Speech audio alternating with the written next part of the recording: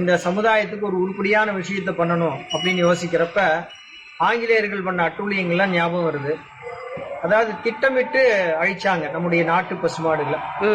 Slaughter houses அப்படின்னு சொல்லிட்டு Robert Clive காலத்திலேயே ஆரம்பிச்சாங்க. எல்லாம் மிகப்பெரிய கொடுமைகள் நடந்திருக்கு. நம்ம பாரத தேசத்து வரலாற்றை கொஞ்சம் படிச்சோம்னா கொஞ்சம் மனதைரியம் வேணும். அவ்வளவு இழப்புகள், மிக அதிகமான இழப்புகளை சந்தித்த பாரத தேசம். இருந்தாலும் பகவானுடைய கருணை இருக்கிறதுனால இன்னைக்கும் இந்த சனாதன தர்மம் உயிரோடு இருக்கு.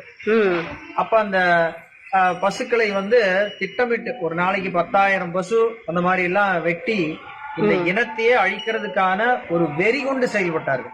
இதெல்லாம் படிக்கும் போது நம்ம மனசுக்குள்ள ரொம்ப ஒரு ஆதங்கம் மட்டும் இருந்து என்ன பண்றது, வருத்தப்பட்டு என்ன பண்றது, நாம ஏதாச்சும் செய்யணும் அப்படிங்கிறப்ப இந்த கோரட்சகம் அப்படின்னு சொல்லக்கூடிய இந்த கோமாதாவை பாதுகாக்கக்கூடிய அதே